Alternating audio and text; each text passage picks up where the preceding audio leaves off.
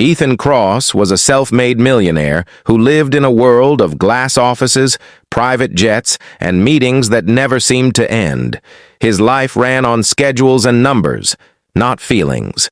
That morning, his driver informed him the main road was blocked by construction and suggested a shortcut through an old industrial area. Beneath a forgotten concrete bridge few people noticed anymore. Ethan barely looked up from his phone until the car slowed.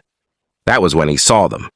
Under the bridge, where shadows swallowed daylight, a young woman sat on a thin, frayed blanket spread over cold concrete. She held a small boy tightly against her chest, her arms wrapped around him as if she could shield him from the entire world. The child's clothes were worn and mismatched, his shoes clearly donated, several sizes too big. His fingers were red from the cold, yet he didn't complain. He simply leaned into his mother, trusting her completely. Ethan felt something twist in his chest. "Stop the car," he said suddenly. His security team protested, but Ethan was already stepping out. The sound of his polished shoes echoed sharply under the bridge. The woman looked up instantly, fear flickering in her tired eyes. She pulled the boy closer, her body instinctively forming a barrier between him and the stranger. "I'm not here to hurt you," Ethan said quietly. I saw you." The boy stared at him with wide, curious eyes. "Mama?" he whispered. The woman swallowed.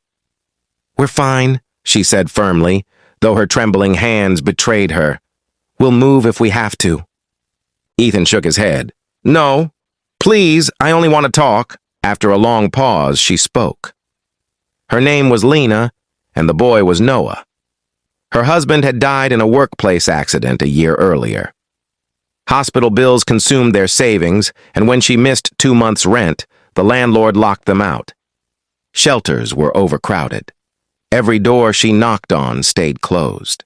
"We just need one chance," Lena said softly. "That's all." Ethan handed her a simple business card. "Come to this address tomorrow morning," he said. "No cameras, no charity show, just help."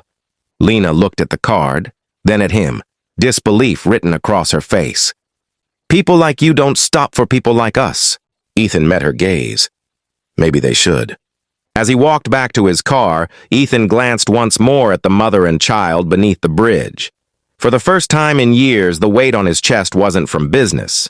It was from realizing how easily life could collapse, and how one moment could change everything. That night under the bridge, Lena barely slept.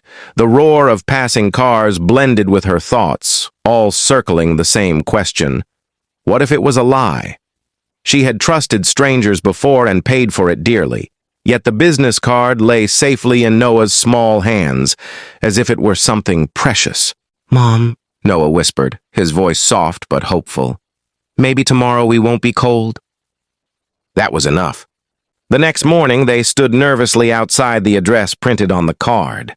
It wasn't a towering mansion or a guarded estate. Instead, it was a quiet, well-kept house in a peaceful neighborhood. When the door opened and Ethan himself appeared, no suit, no bodyguards, Lena froze.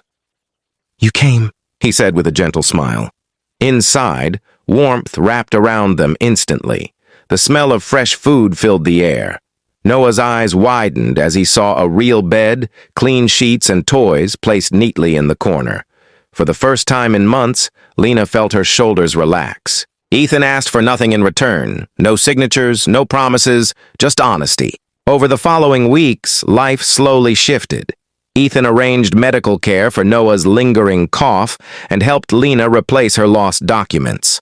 When he learned she had once been a school teacher, his expression changed.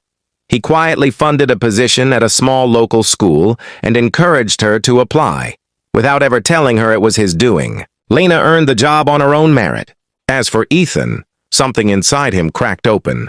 Spending evenings listening to Noah's innocent stories stirred memories he had buried long ago, the son he lost to illness years before success had consumed him. He had filled that grief with work, convincing himself he didn't need anyone. He had been wrong. Sundays became shared meals. Laughter returned to rooms that had once echoed with silence. Ethan found himself looking forward to moments that had nothing to do with money. Months later, Ethan took Lena and Noah back to the bridge, but it no longer felt the same. Construction crews were finishing a new community center, shelter, classrooms, counseling rooms, all built quietly, without his name attached. "Why here?" Lena asked. Ethan looked at Noah, who was smiling freely now. "Because this is where I remembered what it means to be human." Noah hugged him tightly. "You didn't just give us a home," he said. "You gave us a future." Ethan closed his eyes, emotion rising in his throat. In saving a mother and child, he hadn't just changed their lives. He had finally healed his own. And that was the greatest wealth he had ever known.